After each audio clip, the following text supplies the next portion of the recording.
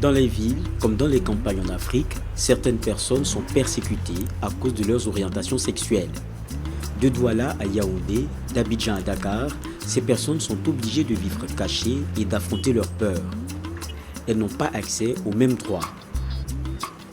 Les droits que nous voulons être vraiment acceptés comme les autres citoyens. Droit à la santé, droit à l'éducation, droit au travail, droit à la protection.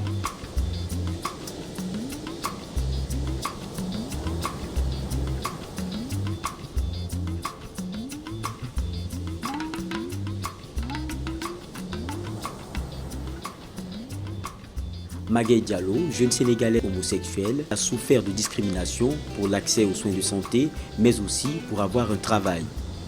Même mort, son corps n'a pas trouvé de cimetière pour se reposer. Son ami Salif se souvient du jour de l'enterrement. C'est ici qu'on a enterré Diallo, Moudi Diallo, parce qu'il habitait ici tout près, ici c'est son quartier et tout. Parce que lorsqu'on l'a enterré, les gens ils ont refusé qu'on l'enterre ici, quoi. Je ne sais pas quoi, parce que le fait qu'ils ont dit que c'est une homosexuelle et tout, on ne peut pas l'enterrer ici et tout. Je crois, et ils l'ont fait 2 fois. On l'a enterré, l'imam de Dar Salam, le chef de quartier de Dar Salam, ils ont dirigé les jeunes pour aller au cimetière, déterrer le jeune, attacher les pieds, traîner comme ça, comme un chien, amener jusqu'à la porte de la maison de son père, laisser le corps là-bas. Ils ont refusé quoi, je ne sais pas quoi et tout. Parce que le fait qu'elle était homosexuelle et tout le monde le savait et tout. C'était ici, hein. Mais c'est un peu dur, ouais. On l'a enterré 3 fois, on l'a déterré 3 fois. Finalement, on l'a enterré à l'intérieur du corps de son père. Vous pensez que ça, c'est normal, ça? Même un chien, quand il meurt, il faut l'enterrer.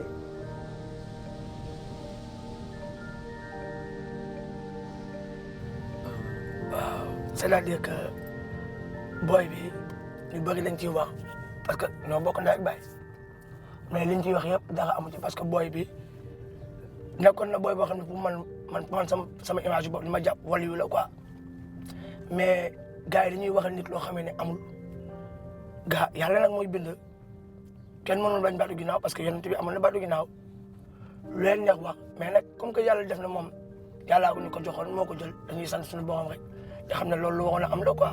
bëgguma ci daal di wax sax parce que booy bi xam nga rek lu ma ci wax tamit xam nga billaay wallaay du lu ma gënal quoi man dama koy ñaanal rek yàlla oyofal suuf ci kaw.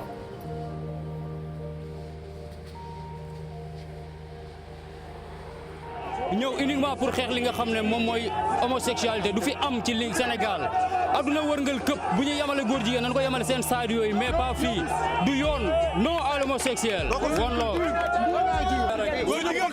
góor jigéen du fi am suñu bakkan lañ ci teg bañ tey pare nañ pour dee mais loolu du fi am mi ñu bind gis nga góor jigéen bu ñu xoolee ñun bañ légaliser ko ci Sénégal gi yàlla buy alak ñëpp lay boole ndax yàlla buy alak du seppi ni de ñëpp lay boole généraliser alak leen.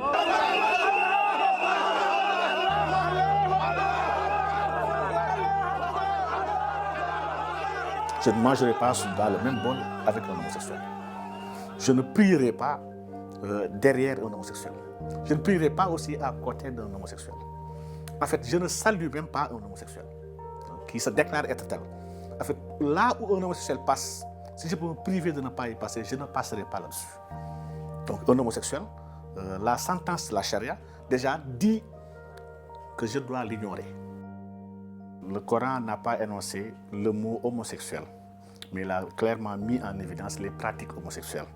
Donc dans le Coran, sur beaucoup de sourates, essentiellement la sourate 7, la sourate 26, la sourate Zariyat, il y a beaucoup de sourates où les pratiques homosexuelles attribuées au peuple de Lot, donc à ceux qui résidaient à Sodome et à Gomorrhe, ont été mises en évidence.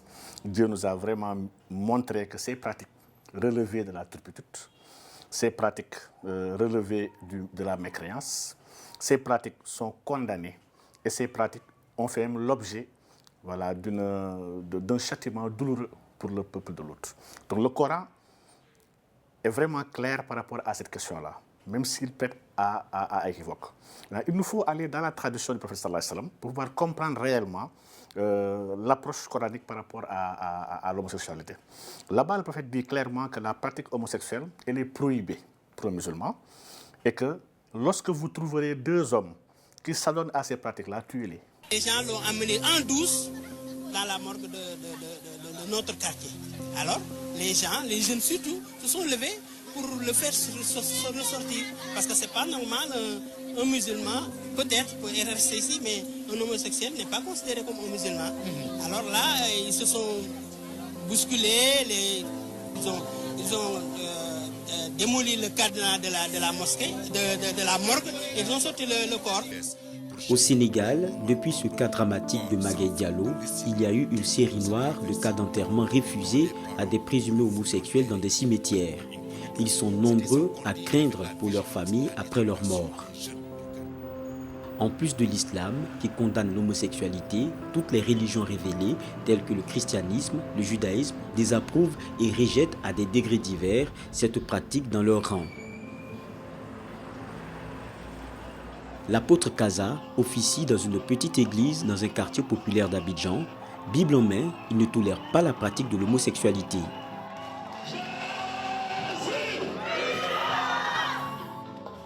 Je n'entends pas bien. Jésus! Puissance!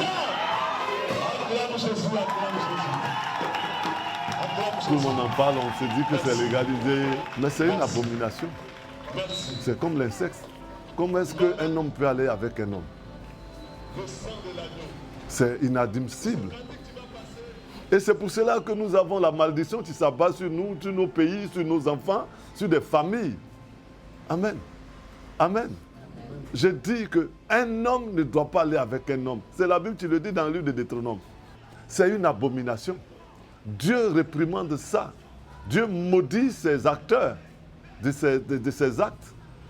En tant qu'Africains, nous avons nos cultures.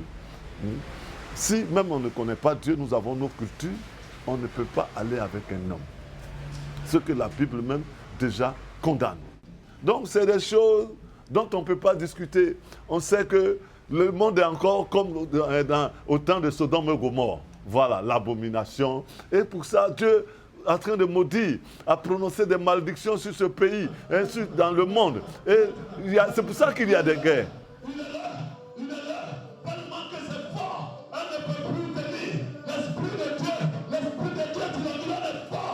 Nous avons eu à faire une étude sur le terrain, une enquête, pour voir un peu la perception des populations par rapport aux personnes LGBTI. Les populations l'acceptent difficilement. Ça, c'est clair, les populations l'acceptent difficilement parce que les gens ont leur perception religieuse, les croyances religieuses. Il y a aussi la culture. Et donc, quand la personne ne s'est pas frottée aux droits humains, n'a pas eu cette occasion de comprendre les principes des droits humains, c'est un peu difficile pour elle de l'accepter. Mais nous essayons de leur expliquer pour dire que les êtres humains naissent libres et égaux. Et de toutes les façons, c'est des êtres humains comme nous, ce sont nos frères, ce sont nos sœurs qui vivent avec nous dans la société. L'homosexualité, est-ce une abomination? Est-ce un péché ou une simple orientation naturelle qui s'impose à soi? Quelque part dans le sud de la Côte d'Ivoire, Solo, jeune coiffeur esthéticien, dit être né ainsi. Chez nous, il y a plusieurs catégories d'homosexuels. Nous, on est né avec. On n'éprouve pas de sentiments en tant que tel, des sentiments amoureux envers une femme. C'est l'homme qui nous attire. Voilà. Et puis, ce n'est pas une histoire d'argent. Voilà. Tu veux te faire du plaisir. Mon orientation sexuelle, je peux dire, c'est depuis l'enfance. Voilà. Depuis l'enfance, je crois que quand mes amis partaient jouer avec les camarades garçons, moi j'étais tout le temps avec les filles. Jusqu'à arriver à l'âge de 9 ans, je crois, où je devais aller en classe de CP1. Voilà. puisque ma grand-sœur, elle portait une robe. Moi, ils ont payé un kaki pour moi, fait une culotte et une chemise. Je dis non, il faut forcément que je porte une robe. On m'a dit non, tu es un garçon, tu dois porter une culotte avec une chemise. Je dis non.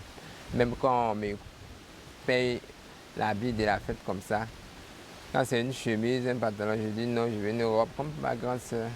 D'accord. Mes parents essayaient de m'éduquer là-dessus que non, en tant qu'homme, il faut porter des trucs masculins, pas féminins. Je suis un homme, je ne suis pas une femme. Tout ça.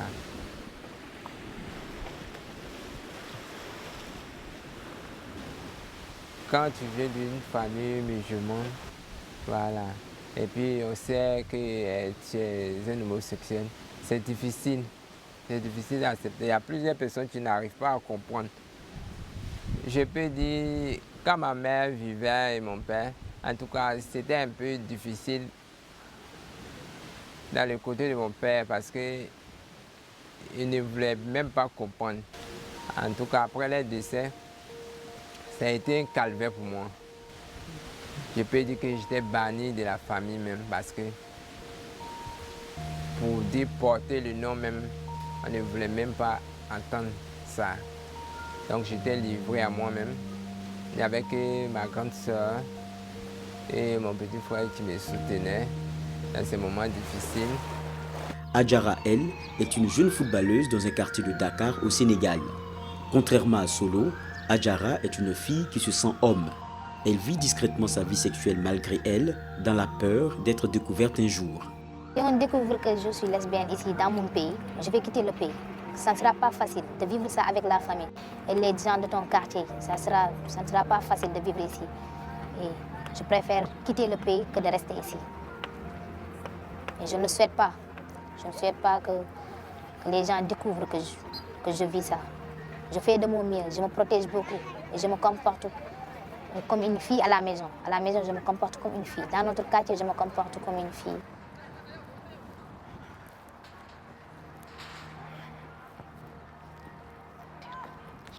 Je ne croyais pas que j'allais vivre ça jusqu'à nos jours.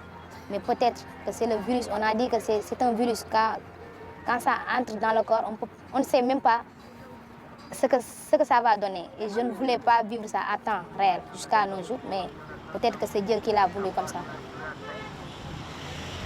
Comme Adjara, Jean-Pierre menait sa vie privée d'homosexuel de manière discrète dans les 4 murs de son domicile dans un quartier de Douala au Cameroun, jusqu'au jour où il a été dénoncé et passé à tabac. J'ai été victime d'une agression. Cette agression venait, je ne peux dire jusqu'aujourd'hui qui avait commandité cette agression parce que là, je n'ai vraiment remarqué personne. C'était une bande d'en moyenne 15 personnes qui sont venues sur les motos-taxis. Et moi, croyant ouvrir la porte à un de mes cousins qui était en larmes devant la porte à 2 heures ce jour-là, ils m'ont surpris. Alors ils m'ont amené à près de 2 km de mon quartier de résidence. Alors c'est à ce lieu qu'ils commencent à dire, nous on soupçonne apparemment que tes fréquentations et tout sont d'ordre homosexuel et tout. Et alors pour ce faire aujourd'hui, tu vas devoir nous montrer avec qui et comment est-ce que vous le faites. Il fallait que je dénonce ceux avec qui je pratique ou bien ceux qui, pour eux, c'est des sectes et autres. Il fallait que je... Alors, ils m'ont amené dans ce quartier. D'autres même sont entrés dans la maison, ils ont pillé, cassé les choses et tout. Ils m'ont amené dans ce quartier lointain. Ils m'ont menacé, tabassé, et le cousin et tout ça, jusqu'à 2 heures.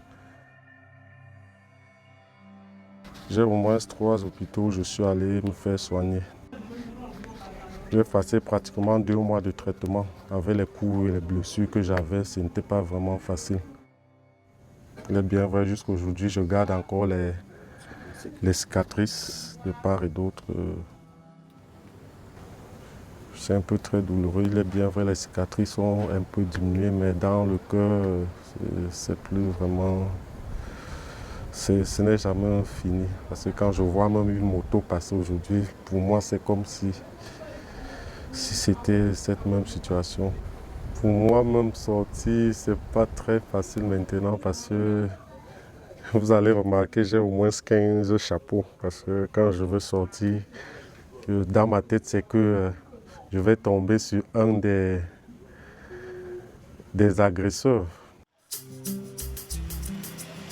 C'est pour porter assistance aux victimes des violences liées à l'orientation sexuelle que plusieurs associations de défense des LGBTI ont vu le jour dans de nombreux pays africains. L'avocate Alice Ngom travaille à la défense des personnes poursuivies en justice pour homosexualité. Aujourd'hui, Alice Ngom fait le point des dossiers judiciaires suivis par son association avec sa nouvelle collègue, Maître Ndoki, qui compte prendre le relais dans plusieurs affaires en justice. On peut parler déjà du dossier de Roger Mbédé qui passe à la Cour suprême. Nous attendons depuis un certain temps déjà que l'affaire soit enrôlée. Je ne sais pas ce que tu en penses. Est-ce que nous devrions... j'ai un déplacement de prévu la semaine prochaine à Yaoundé, peut-être aller faire un saut à la Cour suprême pour m'enquérir de la situation. Nous aurons à ce moment-là conduit un dossier jusqu'à son terme et nous aurons peut-être là une position exploitable puisqu'elle sera la position de la plus haute juridiction du pays et qu'on pourra utiliser comme jurisprudence pour les affaires en instance. Devant les autres. Le combat, quand on l'a commencé, on l'a situé dans le domaine législatif, juridique, judiciaire, parce que c'est ça qui permettait d'aller arrêter les gens. Donc on l'a d'abord localisé là et nous étions parfaitement à l'aise parce que le terrain juridique nous est totalement favorable. Quand vous êtes dans un état de droit, avec la législation camerounaise comme aujourd'hui, vous ne pouvez pas arrêter quelqu'un pour homosexualité sans violer une série de lois qui sont supérieures à la loi portant code pénal. Vous ne pouvez pas.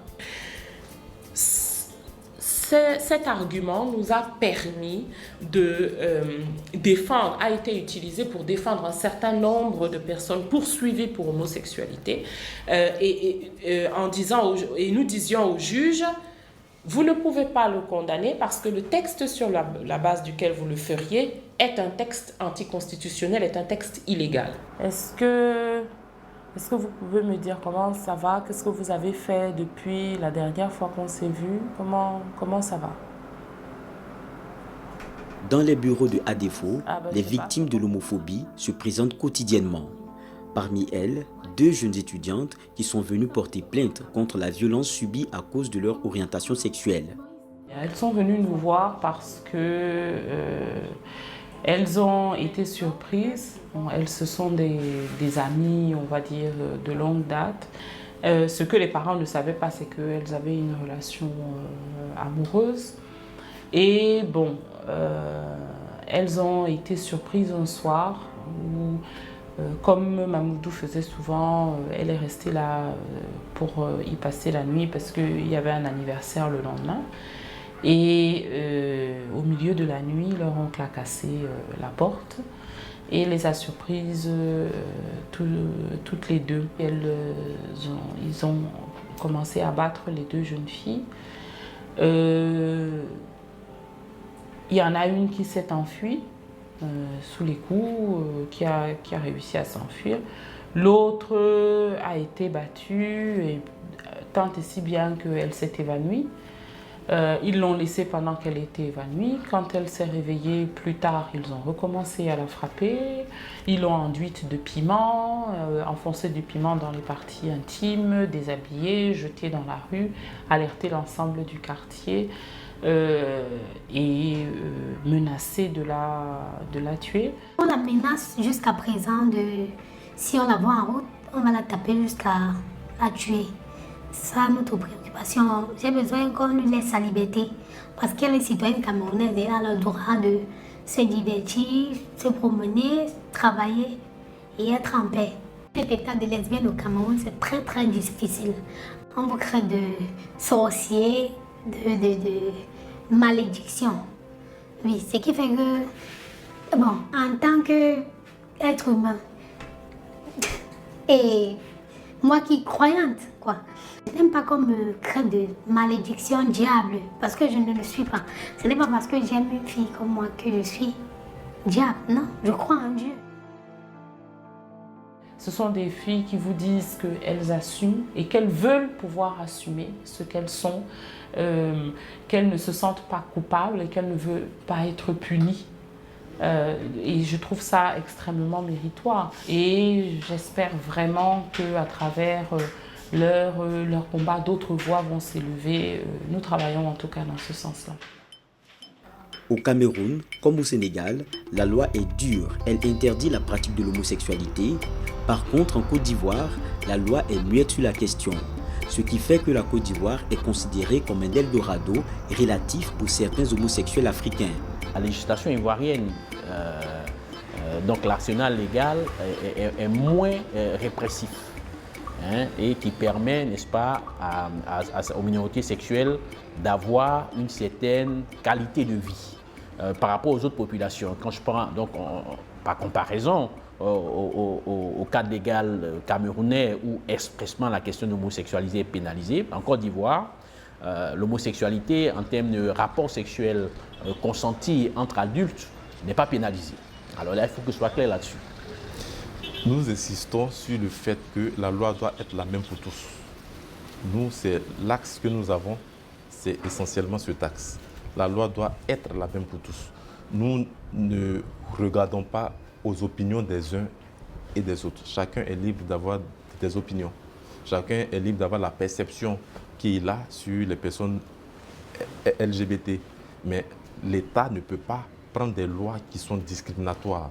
C'est vrai que dans la loi, il n'y a rien qui est contre ça, contre les relations de personnes de même sexe. Mais dans les familles, ce n'est pas toujours bien accepté. Si bien que pour pouvoir vivre paisiblement leur orientation sexuelle, leur sexualité, certaines personnes sont obligées de s'exiler pour pouvoir être en paix. Persécutés, menacés de mort, exclus et abandonnés par leur famille, les homosexuels en Afrique cherchent asile ailleurs. C'est le cas de Madi, qui a dû quitter le Mali pour se réfugier chez Solo, avec qui il partage son quotidien. À partir de 5h30, on se réveille, on fait la prière. Notre quotidien, c'est de se réveiller le matin ensemble avec mon grand frère. Voilà. Quand je me réveille le matin, lui fait la lessive. Lui, c'est un blanchisseur. Et comme moi, je suis un coiffeur esthéticien, donc le temps de me préparer pour aller au travail, je fais le petit déjeuner. Et ensemble, on prend le petit déjeuner. C'est là qu'après, je pars au marché pour le service.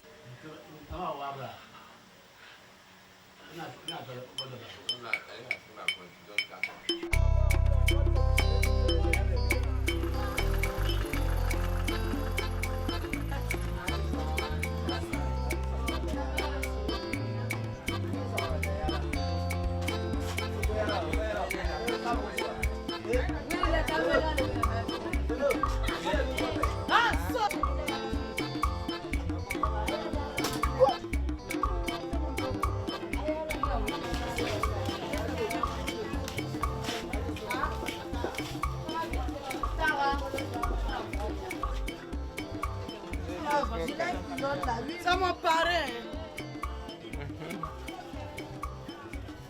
Allez, Jésus, il va vous voir.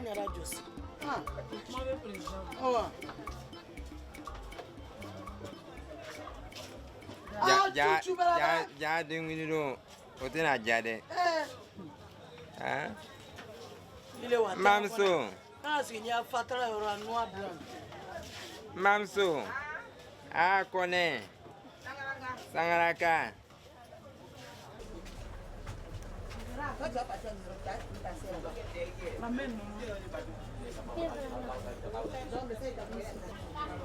Il prend son travail au sérieux. Il y a les clients, même tu viens ici, même s'il ne va pas solo, même il ne pas. En tout cas, Soleil numéro 1. Dans faux site tatouage. Rajou aussi. C'est une autre famille encore. Voilà. Quand je quitte la maison, j'arrive ici. Je me retrouve en famille ici encore, avec mes soeurs. En tout cas, le jour là, les jeunes ont dit que s'ils quittent la prière, ils vont se grouper, ils vont venir derrière solo, ils vont venir brûler le coin là. C'est qu'on a attendu ça, nous tous on avait ça soir, on était beaucoup en tout cas. On était beaucoup. Quand ils sont venus, ils n'ont pas pu venir ici. Ils sont arrivés vers ici là. Ils ont commencé à crier, à faire du discours, ils ont frappé solo. Nous tous en tout cas on s'est levés ici. Les femmes, tout le monde, les garçons, tout le monde. C'est qu'on s'est levés, en tout cas on s'est levés même. On était beaucoup même. On n'a pas pu brûler. Si on avait brûlé, nous tous on était dedans aussi. Tout ici là va brûler en même temps. Quand il est solo là, c'est qu'il veut brûler dans les marchés. C'est un marché qui veut brûler. C'est à cause qu'ils dit qu'ils vont venir brûler chez Solo. Les femmes du marché nous ont protégés. Ils nous ont protégés parce qu'ils ont voulu casser le magasin, tout ça. Ce sont les femmes qui ont intervenu, qui n'ont pourquoi casser le magasin. On ne casse pas le magasin de quelqu'un ici. Ensuite, la police est venue intervenir. Ensuite, il y avait les FSI en ce moment. Eux aussi sont venus intervenir. Après l'échec de la tentative de saccage de sa boutique au marché, les jeunes furieux sont venus mettre le feu à sa chambre. Solo s'en souvient. C'est là que la maison a pris feu. C'était pas le gaz était bien là, c'était pas le gaz, c'était pas un court-circuit de courant aussi. Rien. Donc, ce sont les gens qui ont mis feu dans la maison. Donc, on a tout perdu au niveau de la chambre parce que le feu a commencé au niveau de la chambre. Voici les traces de l'incendie. Vous regardez les toitures, elles sont noires. C'est pas normal. Même vous regardez les chevrons, elles sont noires. Ici, c'était pas une cuisine, c'est la chambre à dormir. Donc tout est brûlé. C'est le plafond que j'ai refait pour pouvoir couvrir un peu et puis changer un peu les tôles, la toiture. Donc il y a les séquelles qui sont restées jusqu'à présent à la maison. Voilà.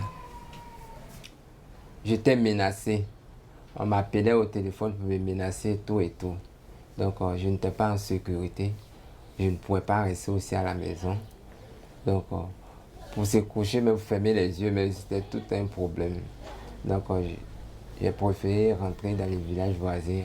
On va me réfugier là-bas pour un certain moment, le temps que le calme revenait. Ce qui nous revient tout de suite, ce sont les différents types de violations, de violences. Différents types de violences et les dénis de droit. Les différents types de violences. Alors, il faut entendre par type de violence, les violences physiques liées à la non-acceptation, n'est-ce pas, de l'orientation sexuelle dans les communautés.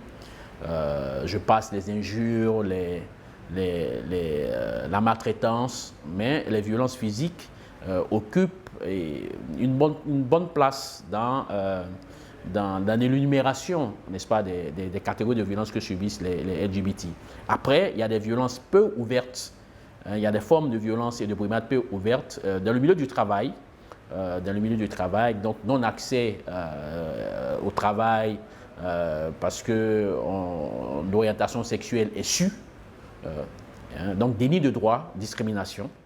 Moi-même, je vois que j'ai été vraiment la cible de mes confrères avocats qui pensent que ce ne sont pas les droits de l'homme, ça. Et que si je le fais, c'est certainement pour d'autres mobiles mercantiles et que je veux attirer l'attention de la communauté internationale et vendre le pays pour qu'il y ait plus d'enfants et qu'à la fin, les Occidentaux nous recolonisent et pourquoi pas viennent carrément s'accaparer de notre sous-sol et de tout ce qu'on a comme richesse. Des avocats, hein. Il y en a beaucoup. Et d'autres qui disaient non, on peut pas parce que c'est trop dangereux. Elle a osé prendre la voie, porter une question qui ne la concerne pas directement. Je crois que on travaille avec beaucoup de défenseurs des droits des LGBT à travers le monde, à travers l'Afrique. Je crois que nous sommes dans une situation un peu atypique d'être l'association, l'une des associations les plus représentatives par rapport à ce combat, alors que la fondatrice de cette association n'est pas concernée personnellement. Dans un quartier calme de Yaoundé, au Cameroun, Thierry et Samba voit sa vie de rêve d'athlète basculer en cauchemar. Je suis Thierry Samba, ancien champion du Cameroun du 110 mètres haies, détenteur du record du Cameroun du 110 mètres haies. Et ici, c'est ma maison, c'est là où je me refuge. Ma journée d'aujourd'hui, c'est tout à l'heure, je vais aller à l'entraînement comme d'habitude. Et après mon entraînement, je vais revenir me débarbouiller, me reposer un peu et puis je vais aller au boulot l'après-midi. Je suis chef de cuisine. Par le passé, j'ai toujours aimé la cuisine parce que je me suis toujours dit, voilà, après le sport, il faudrait quand même que je sois quelque part. Et puis bon, et voilà, malgré la tempête qui s'est abattue sur moi, je me suis quand même reconverti quelque part et je suis fier de ce que je suis en train de redevenir. Jamais une équipe nationale du Cameroun n'avait remporté autant de médailles à une compétition internationale. On avait ramené 42 médailles, 25 médailles en or et puis 2 médailles en argent. Ou à moi seul, j'ai eu 2 médailles en or et 2 médailles en argent. Ça, c'est les championnats d'Afrique centrale jumelés au championnat du Cameroun, sélectif pour les championnats d'Afrique de Cotonou au Bénin, où j'ai terminé premier. Voilà. Parfois, j'ai des larmes aux yeux quand je vois certaines photos là, comme celle-ci. Ça, c'est le retour d'une compétition. Ça, c'est dans l'avion. Si tout ça pouvait d'un claquement de doigts s'effacer et que tout pouvait revenir à la normale, je serais vraiment la personne la plus heureuse. Mais bon.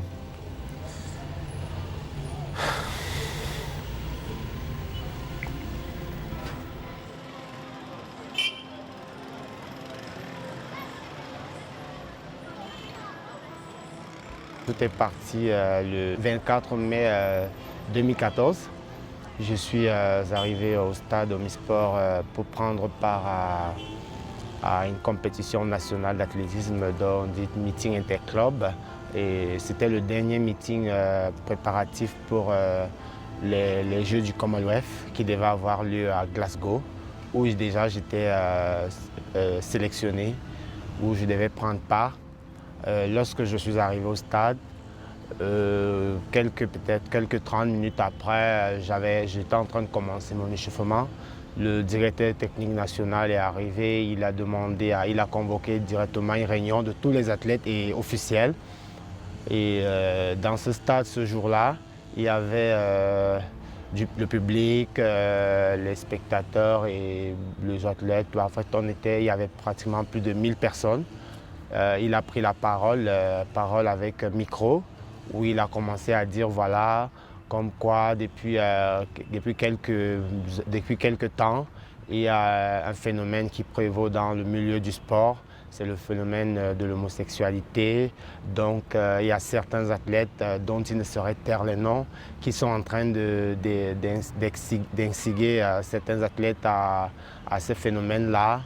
Et il a répété en disant, voilà, il ne va pas taire les noms, il va publiquement donner les noms de ceux-là qui ont amené ce phénomène dans le milieu du sport camerounais. Donc comme quoi, moi je suis le principal instigateur du phénomène, dont j'ai entraîné pas mal d'athlètes dans ce phénomène-là. Et comme sous prétexte que j'étais leur aîné, sur le coup, il y a une suspension qui allait prendre avec effet immédiat. Donc j'allais être à l'instant, je suis radié de l'équipe nationale. Je suis suspendu de toute participation à toute compétition organisée par la Fédération camerounaise d'athlétisme. Après cette annonce, je me suis senti, abattu parce que déjà j'étais surpris parce que de toute ma carrière, j'ai jamais mélangé vie privée et vie professionnelle. Je me suis toujours arrangé à ce que ma vie privée soit préservée et ma vie professionnelle, elle soit aussi également préservée. Je n'ai jamais mélangé les deux. Sur le coup, j'ai déraillé dans ma tête parce que la première intention que j'ai eue ce jour-là, c'était de monter au niveau de la tribune présidentielle et de me jeter à travers le bord. Parce que là, sur le coup, c'était ça. Et Dieu merci, lorsque je suis en montant vers la tribune présidentielle, les portes étaient fermées, je ne pouvais pas accéder au niveau de la tribune présidentielle parce que pour moi, je voulais tomber et mourir en martyr. Ma traversée du désert a été horrible parce que à maintes reprises, j'ai multiplié les tentatives de suicide parce que lorsque ce qui m'a fait le plus mal, c'est le jour d'après, le lundi d'après, lorsque j'étais dans un taxi, premièrement, j'ai suivi, étant dans le taxi, j'ai suivi l'interview du DTN à la radio où il disait comme quoi il parlait de moi. Parce que là, c'était horrible, parce que c'est ça qui m'a le plus fait mal. Et je me suis dit, et sur le coup, j'ai demandé au taximan de me faire descendre. Et je suis descendu. J'avais l'impression que toutes les personnes qui étaient dans le véhicule ce jour-là savaient que c'est de moi qu'on parlait. Et il fallait voir comment tout ce qu'ils disaient, que c'est quelle histoire, c'est des choses qui, comment est-ce que je suis un satanique, voilà, voilà, ils ont balancé des mots. Et puis j'ai dit, voilà, laissez-moi descendre. Mais Dieu merci, ils ne savaient pas que c'est de moi qu'on était en train de parler. Et puis je suis descendu, je suis arrivé chez moi, je me suis enfermé pendant des jours. Après, j'ai bu des trucs, des potions pour mettre un terme à ma vie. Ben, Dieu merci, je ne suis pas mort. En Afrique, l'opinion publique reste en majorité homophobe due à des pesanteurs sociales. À cela, le traitement des médias en général a exacerbé cette fibre homophobe au sein de la population. Au Cameroun, les médias sont allés plus loin dans le sens de la diabolisation en publiant une fameuse liste de présumés homosexuels appartenant à la haute sphère politique. Non, moi je n'ai pas apprécié en tant que personne d'abord et puis en tant que journaliste non plus. Vraiment, ce n'était pas professionnel, pas du tout. Parce que ceux qui ont publié ces listes ont trahi leur démarche. Ceux qui ont publié ces listes ont montré qu'ils ont violé l'intimité des gens. Parce que pour dévoiler ou dénoncer cette pratique-là chez quelqu'un ou bien l'homosexualité d'une personne, il faut violer son intimité. Il faut aller dans sa chambre pour voir comment elle est en train de faire ça avec une personne de son sexe. Or, si vous ne l'avez pas fait, vous ne pouvez pas, sur la base de la morphologie de la personne, croire que cette personne, ou bien de sa façon d'être, affirmer que cette personne est homosexuelle. Ce n'est pas possible. Les médias, pour une bonne part, contribuent à l'homophobie. Non, plutôt qu'ils ne traitent l'homophobie, ils favorisent l'homophobie. Je pense que c'est une question où les journalistes se laissent instrumentaliser ou dans certaines périodes, dans certains milieux, alors c'est un petit peu différent selon les pays, mais les journalistes sont très dépendants de l'opinion publique, ne vont pas à l'encontre de l'opinion publique, et d'une opinion publique qui généralement est une opinion homophobe. Depuis quelques années, d'autres voix se font entendre. Elle offre un espace de débat, le sujet n'est plus tabou, les journalistes, les défenseurs des droits humains produisent des contenus sur la question. Homosexualité, vice, mythe ou réalité, le sujet abordé dans cette émission avec Leslie, esthéticien et gay depuis plus de 10 ans, qui assume sa sexualité. Auditeurs et auditrices, bonsoir. Merci de suivre Mourir d'autre chose que le sida, magazine d'information et d'éducation qui vous est présenté par Zénith FM 92.8, la radio de Marc Horry. À ce microphone, Serge Biti, la technique est assurée par Soumaïla Kwaku. Au sein de Zénith FM, nous avons une structure qui est Zénith Stop Sida. Et donc, dès le départ, nous avons, avec un certain nombre de partenaires, notamment le Rep Massi, créé une émission, un magazine, Mourir d'autre chose que le sida, et qui traitait donc de ces questions-là. C'est vrai qu'au début, on nous taxait d'être amis des homos, notamment des gays, parce que les lesbiennes sont difficiles d'accès. Ça a été difficile pour nous de les toucher, de les avoir en émission, mais pour les homosexuels, c'était vite fait. C'est une émission qui a cartonné grave. C'était pour nous une façon de dire aux gens, ces homos-là sont comme vous et moi, sauf qu'ils ont une orientation sexuelle qui est différente et nous devons les accepter dans la société avec. Si les journalistes sont libres d'en parler haut et fort et de rapporter les faits et gestes au sein de la communauté LGBTI, Eric Lembembe, journaliste, blogueur et activiste LGBTI, a payé le prix fort pour avoir régulièrement rapporté les menaces sur les défenseurs et les victimes. Je suis devant la tombe d'Eric, qui était un ami, un grand ami, et qui a été terriblement assassiné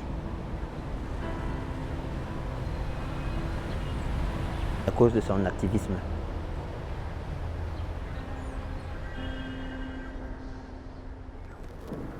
Quant à Eric, je vous avoue que quand j'en parle, mon cœur pèse toujours. Parce que Eric, c'est celui qui vient faire le reportage à mon bureau lorsque je suis victime des menaces et que les cambriolages à répétition dans mon cabinet se poursuivent. Il vient, il s'entretient avec moi, il fait quelques papiers qu'il publie dans le blog. Et je me souviens comme ça que je lui ai dit, mais attends Eric, tu ne penses pas que toi-même tu peux être en danger du moment où tu portes à la lumière ces choses, ces faits? Puis il m'a dit non, moi je pense que c'est vous, parce que vous êtes devant, vous on vous voit, on vous connaît, on sait que c'est vous qui défendez. Je ne savais pas que c'était d'ailleurs, ça devait être nos dernières paroles, nos derniers échanges, parce que quelques mois après, seulement quelques mois, je vais apprendre ce qui est arrivé à ce jeune qui était pourtant pétri de talent et qui avait beaucoup d'avenir. Vous voyez, c'est pour ça, voilà des victimes. Voilà des victimes de l'homophobie.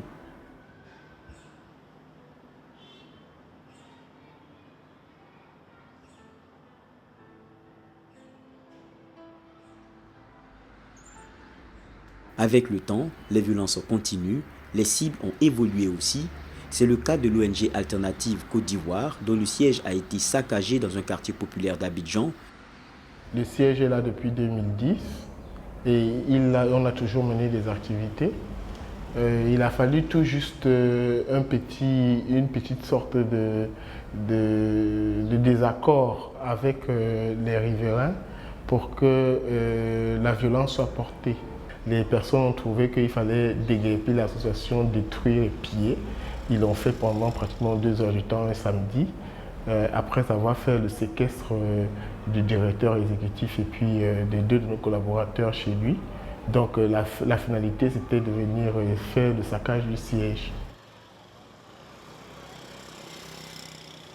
Il y a des associations qui jusqu'à présent ne sont pas légalisées pour la simple raison qu'au moment de déclarer l'association, quand c'est mentionné, l'objet vraiment, le gouvernement ne peut pas donner son approbation. Donc du coup, beaucoup travaillent dans la clandestinité. Du coup, donc, pour mieux aborder la question, beaucoup prennent sur l'angle de la santé.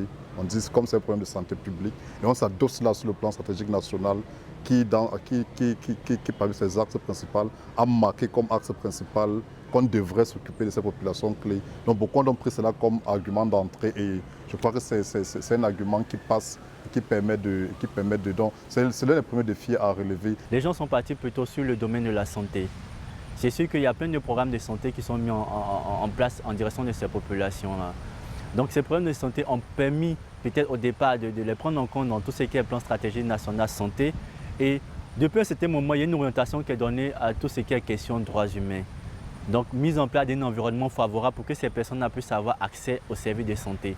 Mais pour qu'une personne puisse avoir accès à un service de santé, il faudrait déjà qu'il y ait un environnement favorable, donc un accès aux services de sécurité et de justice. Donc, depuis ce moment, ces questions ont commencé à être abordées dans les différentes sphères de prise en charge, que ce soit médicale, juridique. Petit à petit, les lignes bougent, aussi bien chez les religieux qu'au sein de la communauté LGBTI. Le père Jacques, soupçonné à tort d'être homosexuel, a perdu son poste au sein de l'église catholique au Cameroun. Aujourd'hui, père Jacques, il prêche la tolérance envers les homosexuels. J'ai vu des gens qui vivent, n'est-ce pas, ce rejet à cause de leur orientation. Et je me suis accroché aux paroles du pape François qui dit « Mais si une personne est ainsi, et cherche Dieu de tout son cœur, qui suis-je pour la juger? Il faut tolérer. On n'accepte pas, mais il faut tolérer et laisser chacun gérer sa vie privée comme il entend. Et que ceux qui gèrent leur vie privée ne viennent pas, n'est-ce pas, porter atteinte à la pudeur en brandissant ce qui n'est pas une valeur. Parce que l'homosexualité ne saurait être une valeur chrétienne. Mais ce n'est pas pour autant qu'il faut, n'est-ce pas, fustiger, lyncher ces personnes-là. C'est ce que j'essaie de faire comprendre aux gens.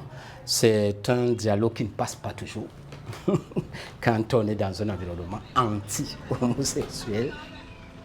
Menacé, banni par sa famille, Solo a fini par trouver refuge dans un village voisin. Il est accueilli et toléré par les habitants de ce village. Solo, lui, c'est un grand frère à moi. Moi, je l'ai connu quand moi j'étais encore petit. Et pour moi, je ne vois rien. Il n'y a pas de défaut, quoi. Ouais. Quand il y a eu le problème, moi, lui, il a toujours su qu'ici, c'était chez lui, parce que lui, c'est mon frère. Voilà. Il sait qu'ici, c'est chez lui, il est toujours accueilli, il connaît ma famille, il connaît toute ma famille, donc il n'y a pas de souci pour moi, quoi. Voilà. Donc, s'il y a un problème, il connaît, il peut me prendre le coup ici, il n'y a pas de souci. Bon, peut-être avant, les gens mettaient un peu les bâtons dans les roues, même quand j'ai pris le devant de la chose, je leur ai dit non. C'est une personne comme nous, voilà. On n'est personne pour le juger. C'est Dieu seul qui juge, voilà. C'est un frère pour nous, tout le monde l'accueille. Aujourd'hui, il peut s'élever, s'il va partir du bout du village, il va dormir. Il va partir là-bas, venir ici dormir. Il peut partir même au bord dormir aussi. Voilà. Quand d'autres jeunes venaient à nous chercher par là, c'est lui, il intervenait. Et puis, il arrivait à les faire comprendre que ce sont des personnes comme toute autre personne. Il n'y a pas de différence. Voilà. Donc, avec ça, il est arrivé à convaincre les jeunes et puis on a été acceptés. Raison pour laquelle j'ai choisi chez lui ici pour pouvoir me réfugier quand j'ai eu le problème.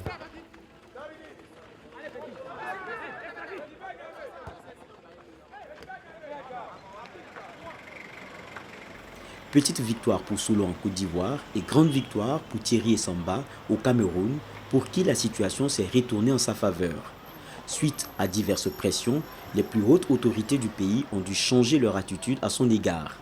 C'est arrivé au niveau de la présidence de la République et puis la présidente de la République a demandé des comptes à la Fédération camerounaise d'athlétisme où j'ai été convoqué à la Fédération camerounaise d'athlétisme où séance lors d'une conférence, ils m'ont demandé pardon et en me disant voilà qu'ils sont désolés de tout le mal qu'ils m'ont fait. Sur le coup, j'ai effondré en larmes parce que pour moi c'était la plus grande victoire dans le sens où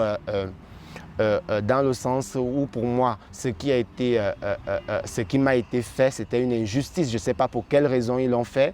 Je reprends avec le sport, c'est vrai que ce n'est pas évident, mais parce que dans un premier temps mon mental a été atteint. C'est pas évident, mais comme j'ai toujours dit, je ne partirai pas de cette piste parce que cette piste-là m'a vu grandir. Toute mon enfance, je l'ai consacrée à cette piste et je ne me vois pas partir sur cette piste. Même s'il s'avère que demain ou après-demain, j'arrête de courir, je vais revenir sur des pistes pour entraîner, pour permettre aux plus jeunes de pouvoir faire mieux que moi, mieux que ce que moi j'ai fait. Déjà, l'espoir que j'ai pour les jeunes, c'est que demain, que les choses puissent s'améliorer, qu'on puisse nous accepter tels que nous sommes. C'est vrai que la bagarre ne va pas être évidente, mais on va continuer à se battre. Il faut essayer de rester fort parce que rien n'est facile. Rien n'est facile. On n'obtient rien sur la base de rien. On obtient tout toujours sur la base de la baston. Comme Mama Foning l'a si bien dit, la vie c'est la bastonnade. Donc nous devions toujours de bagarrer pour ce qu'on aime, pour ce qu'on est. Pour ce qu'on est, on se doit toujours de bagarrer. Donc on doit continuer à bagarrer et on espère que demain sera meilleur. Même si c'est dur, reste fort, faut persévérer. La vie c'est la bastonnade, comme disait Maman Foning. Même si des fois la vie te joue le pépé, mon frère, reste fort, ne laisse pas tomber. On peut avoir sa croyance culturelle et religieuse, mais il faut voir l'être humain qui est en face de soi. On n'est pas obligé de partager l'orientation sexuelle de l'homme. On peut être hétéro, mais accepter quelqu'un qui est homosexuel en tant que frère, en tant que sœur, parce que c'est un être humain comme nous. Nous avons tous nos croyances. Moi, je suis chrétienne, j'ai ma croyance. Au début, c'était un peu difficile pour moi de comprendre, mais aujourd'hui, avec certaines formations, j'ai compris que ce sont des êtres humains, c'est comme nous, ce sont nos frères, ce sont nos sœurs. Donc, nous sommes tous au même pied d'égalité. Nous sommes tous des enfants de Dieu, nous sommes tous des enfants de Dieu. Et puis en tant qu'enfants de Dieu, nous avions tous les mêmes droits. J'ai grand espoir que les mentalités changeant, la société va finir par accepter de voir ces personnes telles qu'elles sont.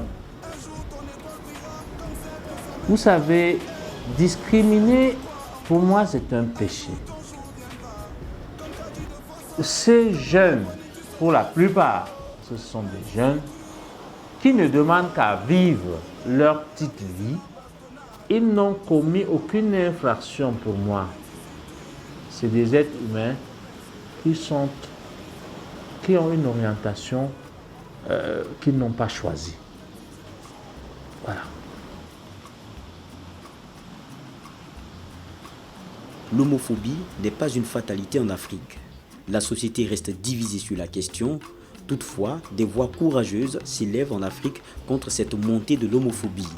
Des jeunes de différentes catégories sociales assument de plus en plus leurs différences sexuelles.